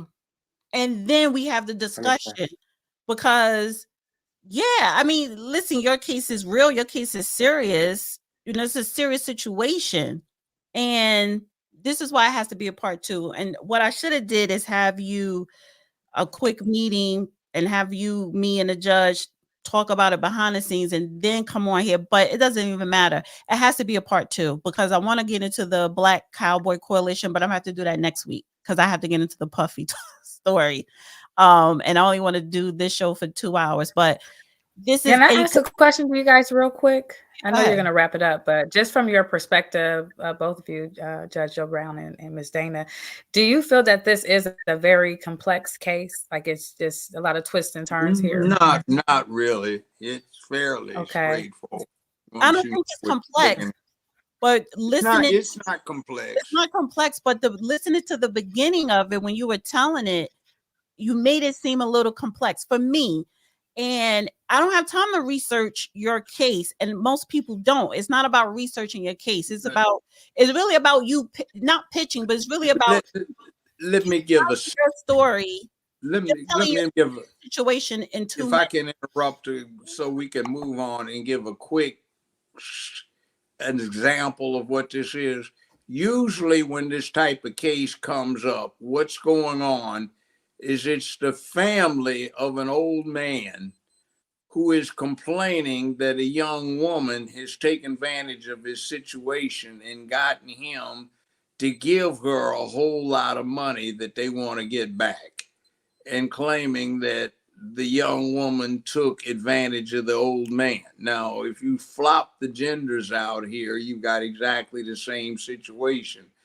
Older, mature woman is taken advantage of by a young man, and she puts a lot of money up that isn't all hers, according to the assertion of the estranged husband, and he wants it back. That's where you usually run into this, is when some old guy Let me interject one thing. By a young girl. Let me interject another thing, because I watched the documentary Silver Dollar Road, and all the other stuff that came with all that, I think, and they're still in the court process, 2 cousins with the prison for 7 years. But it all started when the main patriarch of the family that died, who really was in charge of that land, he died, and he did not have a will. And it was family members up north, I think in New Jersey, that came in to say, well, this is my land too. And then you got family down there saying, no, you haven't even been here. This is our land too. because he did not have a will. And then you have, and because you had an outside entity, corporation that came up with any LLC, wanting to buy the land, and the family from New Jersey who never had nothing to do with the extended family in North Carolina said, well, I'll sell you the land. And then they wrote up this fictional deed, right? And then now you have this outside powerful redevelopment company coming in saying, well, this is our land, and they go through the courts, and there all hell breaks. All the other stuff came after that. And I'm not saying this is your situation because you had all your paperwork, but basically what I'm saying is when it came to Silver Dollar Road, the patriarch did not have a will. He did not have his paperwork in order, which led to all of those years of legal litigation and prison and everything else. Your situation, you went, you have the paperwork, you have this corporation, and it sounds like you went in business with this woman, but her damn husband was like, no, we want this land, and she shouldn't have gave you the goddamn money. And I want the money back, throw you off the land, and take ownership of it. What's likely to happen on this is, well, not likely, but one of the possibilities, let's put it that way, is that the property will be ordered sold and the proceeds divided up as per the divorce decree. The chattels might be sold as well, and we'll see what happens with that. There'd be issues about any pending expenses or obligations that have been incurred being satisfied out of the proceeds of the sale. Right. So that's a likely outcome here. But all right, how about this? You'll see. How about we table this? We table this here. How about we table this here? I don't celebrate Thanksgiving, so I don't know if you guys want to be around next Thursday. Let me know. We do a part 2, because in the part 2 of discussion, of course, I want to have you back, Aisha. I want to come at it and talk about how can this be prevented, and that's human nature. You're not going to do that. That's been going on for a long time. Yeah, but we need to have that discussion in part 2. We're not going to do it tonight. We're not going to do that discussion tonight. But could I ask a question? That's plug. That's where Mr. Giselle's going to come in too. Okay, well, because we're trying to introduce something. Ask you, do you know Ronnie Davis Frank? No, sir, I do not. No, I'm talking to the lady over here with the Cowboy Association. She's down in Georgia. She raises horses, and she's involved with the Black Rodeo Riders Association. Ronnie Davis Frank. She's a nurse. I do not know her. There are so many different organizations in Georgia that I learned. So no, I do not, but I would like to get to know her. She does cutting on horses. She's pretty good at it. Okay. Wow, is she good? I'll have to look her up. She's in Georgia, right? All right. No. She's coming back. She's coming back for part 2. We can have this conversation on part 2. Wait a minute. I just wanted to know if you knew her. Do you know Tom Burrell, since you were talking about this stuff with the property? He wrote some books. He was ran a black corporate farming operation. And all over the South for the last 40-some years, he's been involved in putting together properties to farm on an industrial scale and getting black folk money. We can talk about this in part 2. No, you don't know. No, we got to go to part 2. Listen. No, I was thinking if she did, maybe we could get Ronnie Davis Frank on it. We could talk about this offline when the show. I know, but I needed to ask her if she knew it. That's what I would like to. You don't know her, so there's no point doing it. She gonna cut the mics.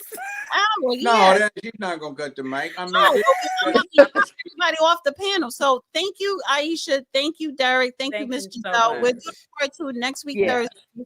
I want to do it next week Thursday. I don't celebrate Thanksgiving. I don't know what you're doing. It's gonna be a little loud like today. I have a lot of family here today, but it's okay. I can do it. So, yeah, I'll be with family too, but even if you do it, if you do before Thursday, but I definitely want to do the part 2, and I want to go more into, of course, the Black Cowboy Coalition and all that. So thank you guys. That's what I want to hear about that. And I want to I raised horses at one time. All right, thank you, Judge. But what you want to say? Judge over there ready to ride a rodeo right now. Yeah. Right. He's trying to get off the phone and go ride. Call me, Joe. All right, Judge, Dana. let's Take care. Yeah, Dana, Bye. just to Thank let you know, we are having a town hall for the countrywide Cowboys rodeo ranch owners, from the ranch owners, the Cowboys, the rodeo riders, like every single one. Aisha can validate a lot of them. It will be hundreds. When is that? When is that taking place? This is taking place December the 13th. We're All going right, to do it virtually. We got time to talk about that. Part 2, part 2, part 2, part 2. I lost my I ranch. gotta get to the last part. I gotta get to the last conversation. Thank you, Derek. Thank you, Aisha. Thank you so much. And peace and blessings, guys. Next week. See you Next week. Thank you. All right. Appreciate you. All right. We gotta get to the main topic. That was boring because he doesn't get it. And don't do that. Don't do that. Don't do that. We are still live. Don't do that. Don't do that. Well, I'm just talk about it later. Let's get to the main topic. Main topic. Oh, we still? I thought we were. No, we're not. No, we're not. Just come on. Stop. Let me let this flow. Edit this out then. Yeah. No, I'm not editing out nothing. Just let me do what I do. But I'm talking about what I. Main topic. We get into Diddy now. So Diddy, real name Sean Combs, is sued by ex-girlfriend R&B singer Cassie for rape, and I don't want to say that word, and repeated physical abuse over a decade. Music mogul vehemently denies allegations. The rapper, who goes by P. Diddy, allegedly controlled and abused Cassie for over a decade, as well as forcing her to have sex with multiple male prostitutes.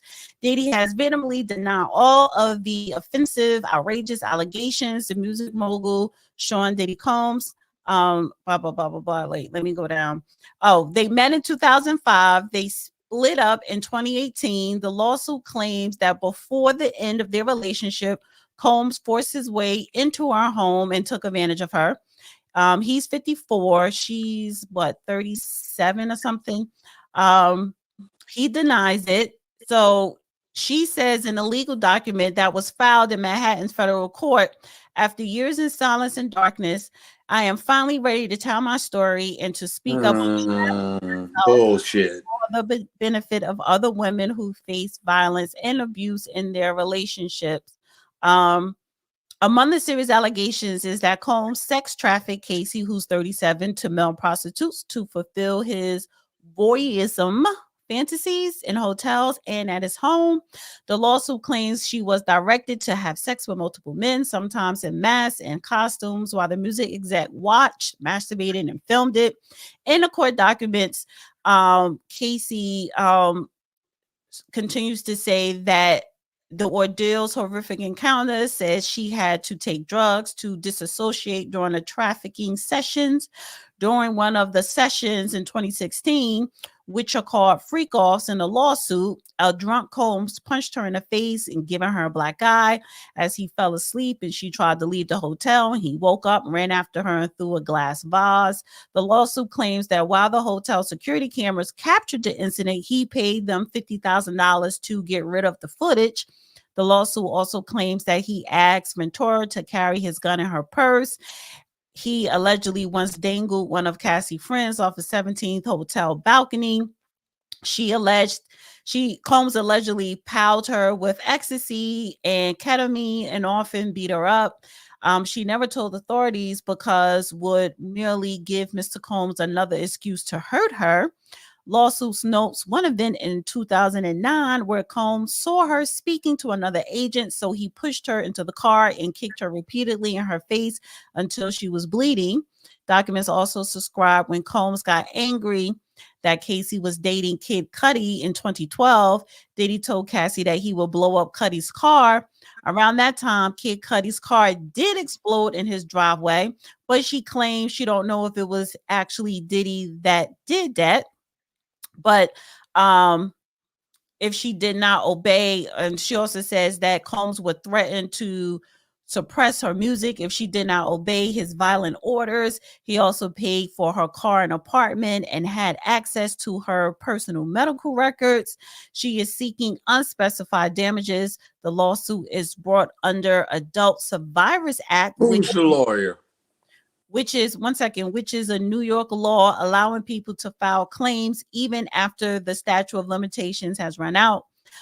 With the expiration of New York's Adult Survivors Act fast approaching, it became clear that this was an opportunity to speak up about the trauma. Isn't she married right now?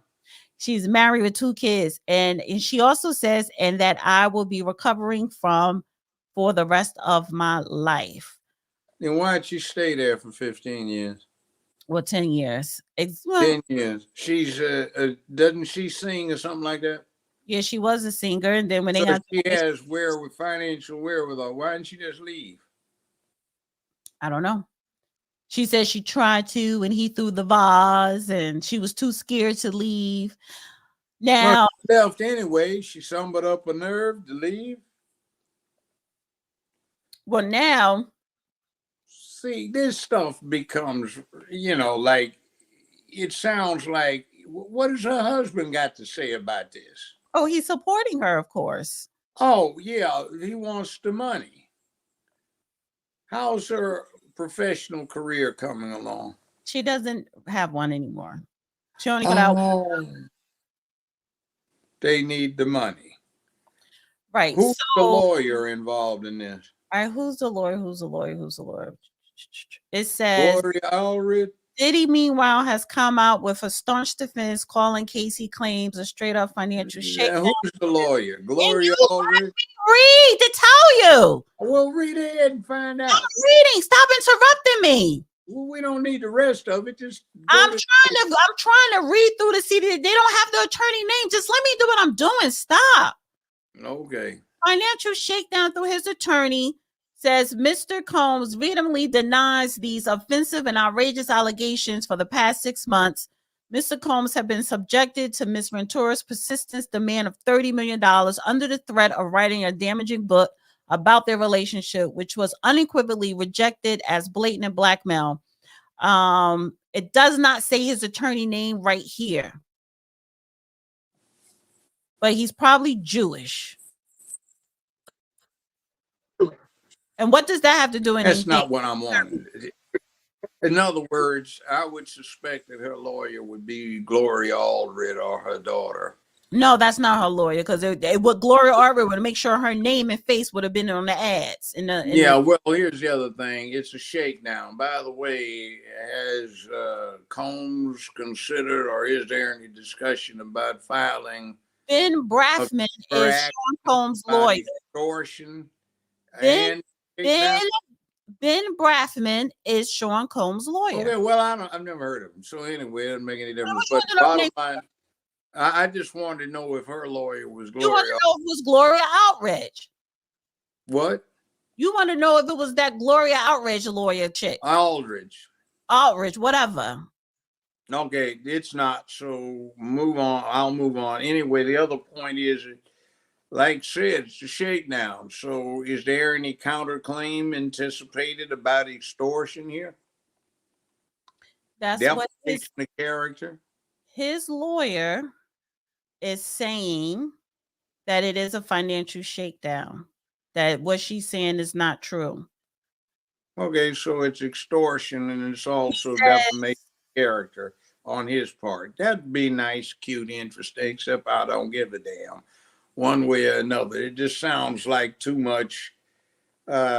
See, I don't buy stuff like this. And you have women who actually have been done wrong. So every time you get one of these coming up like this, it gets crazy. Plus, it's another example of, because of a political agenda, you get all kinds of craziness interjected in the law where you start making exceptions, like extensions of the statute of limitations and all of this other garbage, where if somebody assaults you, hits you with a baseball bat, you got 1 year or 2 years to do it. Somebody pinches you on the butt and you get offended, then you've got 30 years to complain about it. I mean, it doesn't make good sense. You need consistency in the law. Now, if a woman is actually done wrong, that's not good. Give her an action. But for everyone that's done wrong, they get cut off on this. Plus, this is an old-time effort to reestablish the concept of palimony. Now, you had Lee Marvin, an action hero type from back when. His girlfriend sued him, and the lower court awarded $10 million against him. And everybody was happy, and all across the country they were talking about palimony. But the California Supreme Court reduced the millions of dollars down to, I think it was $10,000, and said, be gone, you aren't entitled to the rest of it. So this isn't the kind of thing that law is supposed to be about. This is just opportunism. For the past 6 months, Mr. Combs had been subjected to Miss Ventura's persistence demand of $30 million under the threat of writing a demanding book about their relationship, which was unequivocally rejected as blatant blackmail. Well, it's New York. Look what they're doing with Trump. He had to supposedly pay Stormy Daniels a good sum of money. We don't know how much exactly, but there are allegations, and that was to keep her quiet. Any place else in the country, if you have to pay somebody to keep them from embarrassing you, that's called blackmail. So maybe they don't understand blackmail in the state of New York, or let me put it this way, in the boroughs of New York. But anyway, this is... Well, maybe, no. So maybe that's Sean Combs' defense, because she's filing under the Adult Survivors Act. I know it's a bullshit act. Well, it's a state law. I don't think it's a bullshit act when you got people paying and going to prison under it. Yeah, I know. It's like... You calling it BS, but it's people that's getting found. Look. In other words... To these women. In other words, if anybody else was involved in that, and let's say somebody took a baseball bat or a brick and broke somebody's jaw in 4 or 5 places and knocked out 6 teeth, they'd have, depending upon what the statute of limitations is in New York, it's either 1 year or 2 years. But something like this, they get unlimited extension. Like, what's more serious? Somebody getting their face smashed in with a heavy object, or somebody with this kind of situation? In other words, why give an extension for something like this, which is way beyond what happens? Wrongful death, you get 1 year or 2 years, depending upon the state. Atrocious misconduct, where you set somebody afire and tried to torture them, you get 1 year or 2 years, depending upon the state, aside from the criminal aspect. So wrongful death, 1 year or 2 years. Well, I already mentioned that one. So what is this where we have this select group of people? It's like hate crimes. Everything that a hate crime is supposed to resolve is already resolvable by the ordinary law. So you set up a special category of criminality if it offends a certain select group of people, and that always backfires within a decade anyway. So, I mean, it's just people who are lusting for... It says the timing of the Adult Survivors Act 1 year window to file civil cases opens November 23rd, 2022 and closes November 23rd, 2023. The Adult Survivors Act is a New York state law that creates a one-time, 1 year look-back window for adult sexual assault survivors who are outside the statute of limitation. That's garbage. That means that any adult survivor, no matter when they were assaulted, and even if they are outside the statute of limitations, can file a civil case against their abuser or the institution that protected them. Do you understand ramifications? 23, 2023. Do you understand ramifications? Somebody 67 years old can go back and sue somebody and say, when we were 16 in high school, he squeezed my boobs in the back seat of the car. 1 year. Hey, That was what the devil. That was 52 years ago. So, but what if they did try to report it and then it was ignored because the laws and how women were treated were totally That's not the point. That is not what we're talking about. So are you saying there's no report here? In other words, it's like you. No, in this situation, it's not a report, but I'm just saying. In other words, whenever it happened, hell, somebody can be 89 years old and somebody is 91, and well, when we were in school, you know, or whatever. Yeah, okay, maybe there would have been no attention paid for it. But then it's just like this one. Statute of limitations long ran, so you revive it. See, the reason you have statute of limitations is humanity being what it is. In other words, if you haven't jumped on it by then, everybody move on with your life. In other words, it's something you don't have to worry about. Now they want to kick this in and defeat the whole purpose for why you have a statute of limitations. It's crazy. I am empathetic to a woman that got done wrong, but I mean, if you haven't done anything about it in 7, 8, 9, 10, 15, 30, 40, 50 years, get on with your life. And plus, I'm looking at this. What kind of man's going to have his wife go out and do something like this? Kind of pussy is that? Let me just say something. Anybody in my chat that's saying anything disrespectful about me, I'm just going to hide you. Do not come up here thinking you're going to talk shit about me because I'm saying something or a certain way to this man when I tell people all the time, particularly the judge, you know what I'm saying? Stop cutting me off. Stop this, stop that. So don't think that I'm being disrespectful. I'm just running my show. We already started this show over an hour late. But anybody in my chat that think they're going to talk slit about me in that chat room, I'm going to hide your ass. You're just going to be blocked. Don't play with me. Don't mess with Dana. No, but I keep telling you the same thing on certain things and you keep doing it and people think that, oh, I'm harassing an elderly man. I did not that elderly and damn it. Exactly. Here. Like this man is not elderly. This man is not weak. Sometimes he is rude to me. And then the fact is that I may push back. That's it. Okay, now, point of the exercise is in some things I'm the doctor in the house. But anyway. But you still have to listen. I got it. But here, this is just an abomination under the law. The purpose for statute of limitations is based on the severity of the offense. At some point, you have to move on and everybody gets on with their life. Because of this pandering to special interest that is going on these days and to this rank feminism that actually defeats its purposes, we have such things. In other words, the statute of limitations may have long run, but we're going to give a special grace period where whenever it ran, we start all over again. You got 1 year from the following date until the next date that is given to bring this up, whether it's 4 years old, 5, 50, 70 years old, it doesn't make any difference. So let's throw the baby out with the bathwater. We got a whole lot of people out here who have been living productive lives and everybody's moved on. We've got witnesses that are no longer available, dead, in jail, forgetful, no longer remember the stuff, unlocatable, and you're going to open this worm can up again.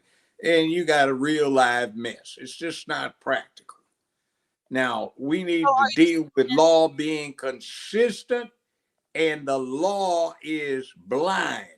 It does not see what it's dealing with. But here, you make an exception, and you want the law to take the blindfold down and stare at it and say, oh, that's somewhat different. So we're going to change the rule here. No, that's not the way law works. So are you saying that, you know, if something took place outside of the limitations, because they do have limitations, that if the city or prosecutors or the justice system gives you an opportunity to come forward because maybe your case was dismissed or never heard or whatever. It's not a matter of dismissal. That's not what we have here. I'm talking about a time when women did report stuff. That's not what we have here. That is one where the matter was reported. if that is the case, then what happens is if she reported it, why didn't she file a civil action? See, there are two things, the criminal action and the civil action. The criminal action is in the interest of the people to maintain public peace, dignity, and order. The civil action is so that the violated person doesn't take matters into their own hands, take a gun and go kill whoever it is that did her or him wrong or whatever. So when you start saying, okay, we want to bring this back up, it's like, for example, arson has a statute of limitations. Manslaughter has a statute of limitations. Second degree murder has a statute of limitations. First degree murder in some states does not, and in some states is 99 years. So, I mean, what the devil's going on right here?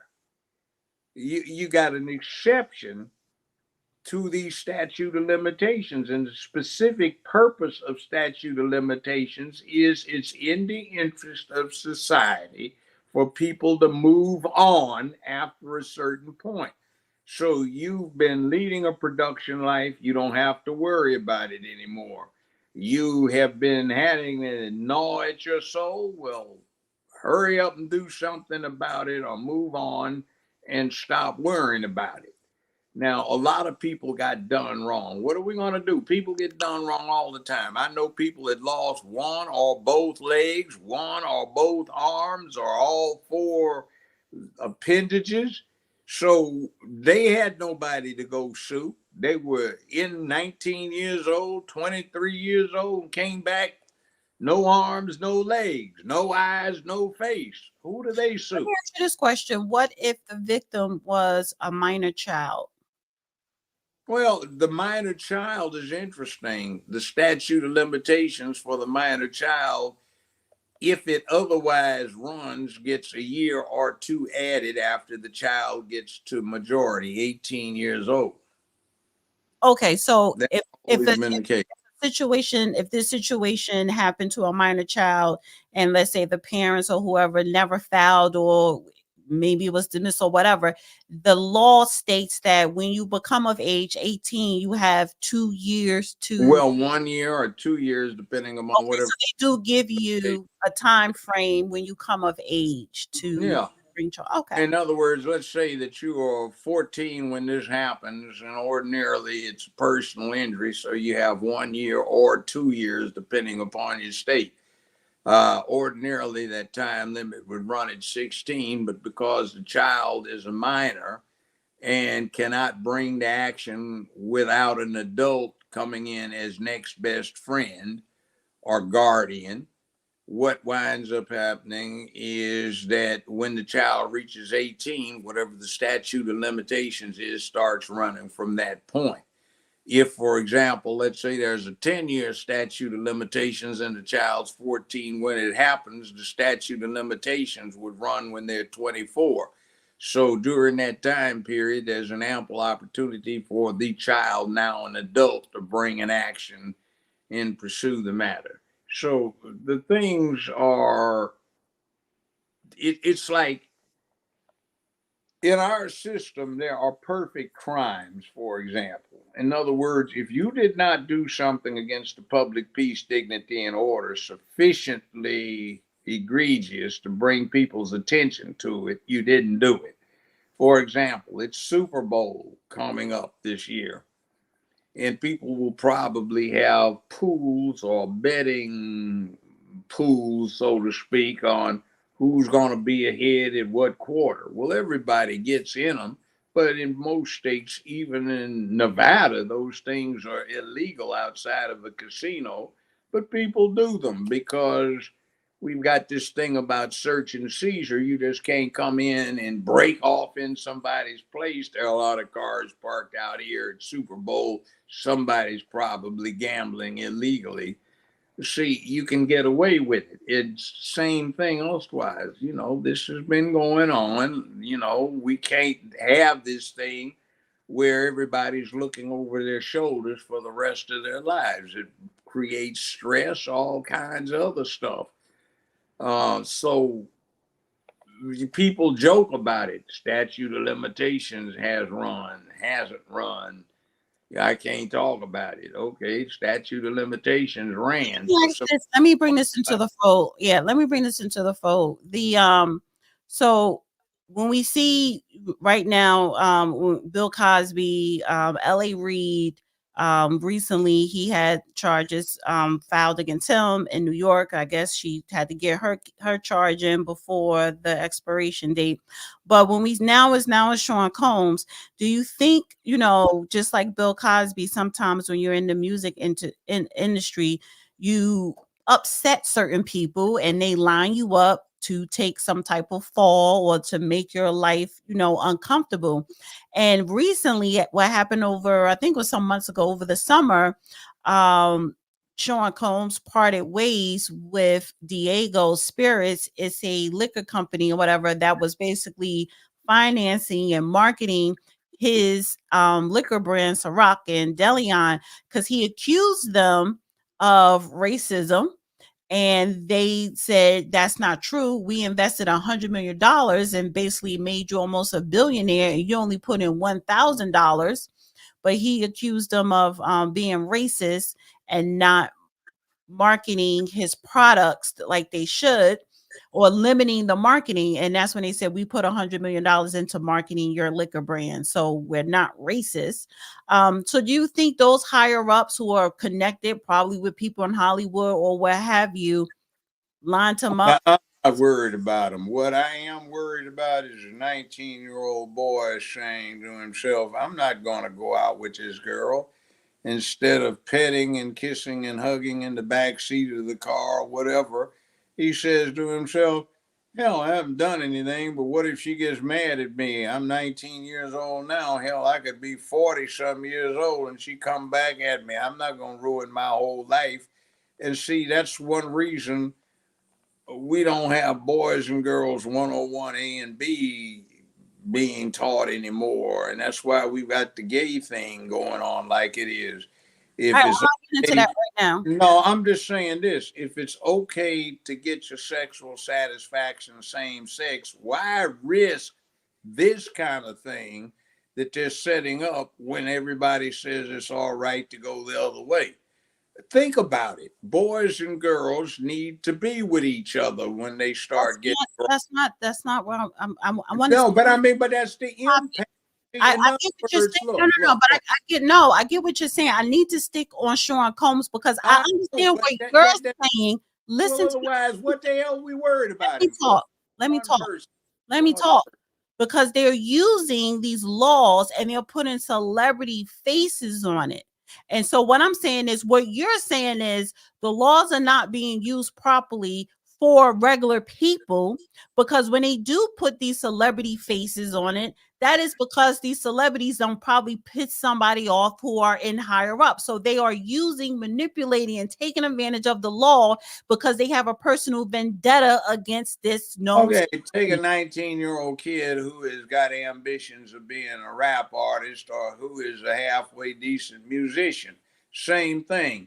He sits there and says, I'm just having a good time. We're just engaged in kissing and a few bras come off and all of the rest of it. The 8 or 9 times we went out on a date.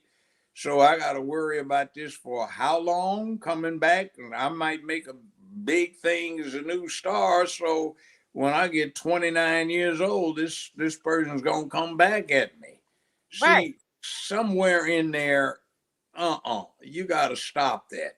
And see, the thing gets into this. Women are supposed to be equal, right? Under the law. So why do you create a law that gives them a situation to come back when the statute of limitations has run? Well, the law is not just for women, it's for anybody, but men don't come forward. Well, that means maybe the men should start coming forward. About what? About being harassed. Well, yes, but you see, they didn't make it for harassment. I'm using the word harassment. Why not? They made it for the R word and they're in the sexual harassment. I got it. But let's put it about situations about harassment. Most guys can tell you about harassing situations where they've had some crazy psycho woman stalk them or go something and do something crazy about it, or running them to them in a nightclub where they haven't dated in 3 years and pour a drink over their head when they see them with another woman. See, all these things happen, but it's like, move on. I mean, I'm against somebody abusing women. Do not abuse women, but don't ruin your law because you've got some people in your state legislative body that claim they're equal, but then turn around and say they want special privileges because of their gender. And then who do you give it to? Do you give it to some fake gender, or do you give it to somebody who's born that way? So I'm not getting into the gender conversation. No, I mean, but you see, the other extension is what I want to bring no, the other extension is, hold on, let me say this. I just looked it up while we were talking.